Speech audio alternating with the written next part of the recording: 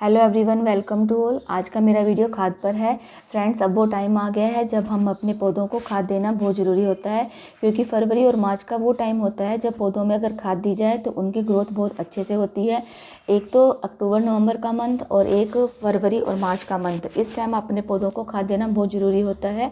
और time to time हमें हर चीज़ करनी होती है, जैसे कि कटिंग, कटाई, छटाई, इस तरह से खाद भी बहुत ज़रूरी है।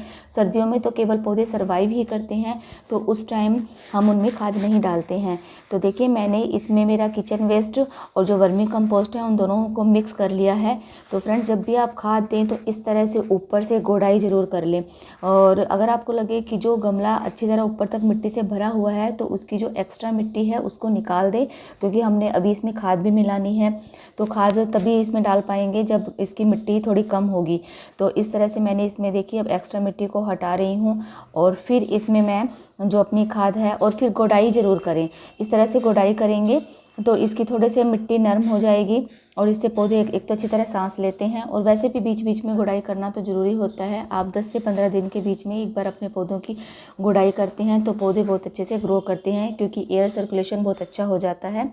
तो अब देखिए, ऊपर से मैंने मिट्टी निकाल दी है और इसमें अब मैं खाद डालूँगी।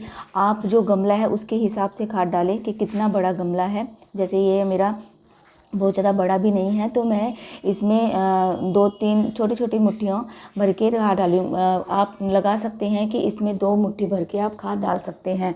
तो इस तरह से आप अच्छी तरह से खाद डाल लें, और ध्यान रखें कि बहुत ऊपर तक भी ना डालें, थोड़ा सा पानी के लिए भी जगह रखें। और बाकी अपने सारे प्लांट्स में डाल दें। अगर आपके यहाँ बहुत सारे प्लांट हैं तो आप एक साथ नहीं डाल सकते, तो आप थोड़े थोड़े प्लांट्स में डालते रहिए। जैसे 10 प्लांट्स में डाल दिया, फिर नेक्स्ट दिन 10 प्लांट्स में डाल दिया।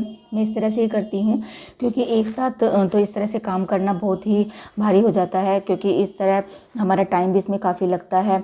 और थोड़े थोड़े से हम करके डालते हैं तो काम के साथ साथ हमें पता भी नहीं चलता है, हमारा ये गार्डनिंग का शौक़ भी हो जाता है और हमारा ये काम भी इसके साथ पूरा हो जाता है। तो ये देखिए, ये मेरा दूसरा प्लांट है, इसको मैं भी इस तरह से मैं डालूंगी। ऊपर से मैंने मिट्टी को हटा लिया है और फिर इसमें मैं अपनी खाद वाली मिट्टी में डालूंगी। आप जो वाली ऊपर वाली मिट्टी है उसे दूसरे प्लांट्स में जब दूसरा प्लांट्स लगाते हैं तो उसमें वो मिट्टी को यूज़ कर सकते हैं, क्योंकि मिट्टी ख़राब नहीं होती है। उसमें आप खाद डाल कर भी उसको यूज़ कर सकते हैं, क्योंकि कुछ टाइम बाद मिट्टी के पोषण तत्व कम हो जाते हैं। तो फिर उसमें हम जब खाद मिला लेते हैं तो फिर से उसमें हम कोई भी पौधा लगा सकते हैं। तो इस तरह से आप मिट्टी को भी ना फेंकें, उसको भी दोबारा से यूज़ कर सकते हैं। इस तरह से मैंने अब इसमें थोड़ा पानी नहीं दूंगी, क्योंकि पहले ही नमी है, और नेक्स्ट डे इसमें पानी दूंगी। Okay friends, thank you.